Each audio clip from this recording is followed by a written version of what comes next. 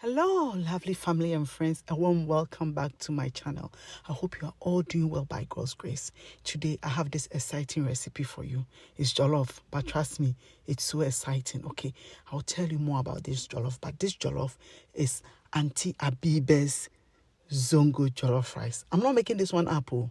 Auntie Habiba is a real person, right? So I will tell you more about it and how she makes her jollof and what makes her jollof rice stand out. Okay, I'll tell you all that, so stay tuned.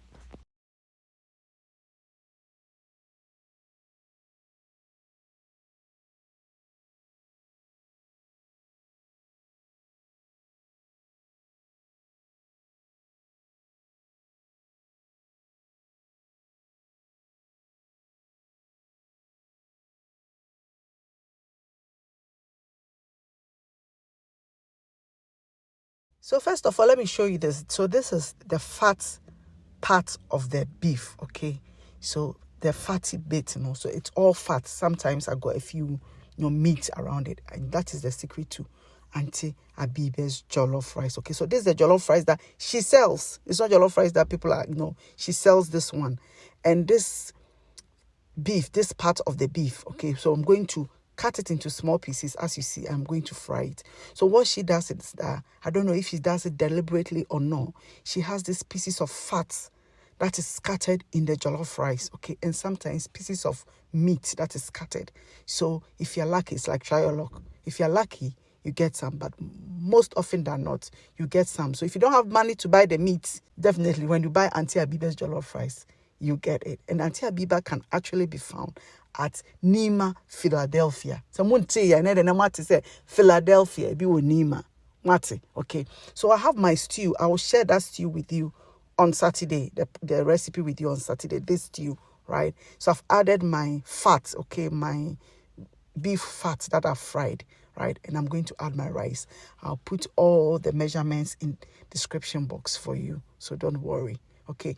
And if you want to know how to get a perfect jollof rice, okay, then I'll link my jollof rice one-on-one video for you. Check that video out. It tells you exactly all the measurements you need to get a perfect jollof rice, okay? So I've added some salt to taste, okay, because I made a stew and took some for the jollof, okay? So I'm going to show you detailed video how I made that Zongo Jollof stew. So here I've added some water, okay, to loosen things up. Otherwise, my jollof will be too sticky.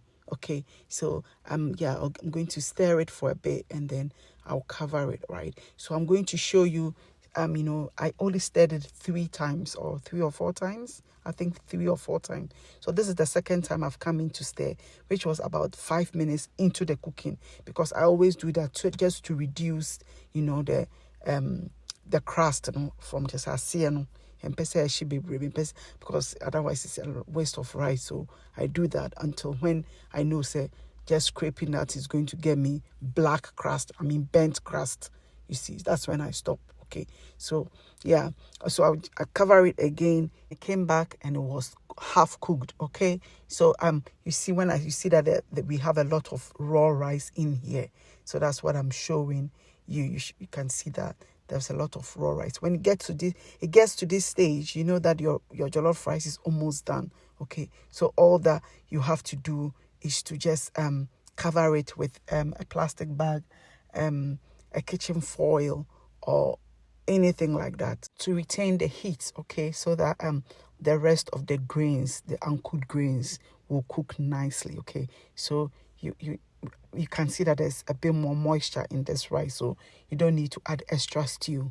So if you want to know more about how to make your rice less soft, okay, or like softer or anything of that, watch that video I recommended earlier, my jollof one-on-one video.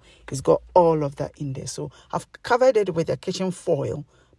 I've made sure that it's really covered. There is no air or anything. It's airtight. So all the grains, by the time I open it up, you realize that all the grains are nicely cooked. And I'm opening it up and you see that our jollof is ready. And at this point, as soon as I covered with the kitchen foil, I put it on low heat, okay? No medium, low. And that is it. Our jollof rice is ready. Auntie Habiba jollof rice is ready. Okay, so Auntie Habiba was around mid 90s to early 2000, or maybe like in the 90s. Okay, so I'm not sure if she's still around or not, but that was when she was around, and she was a lifesaver. Just said unisika betonama ko Auntie Habiba ho benya nama reke. Oh, Auntie Habiba.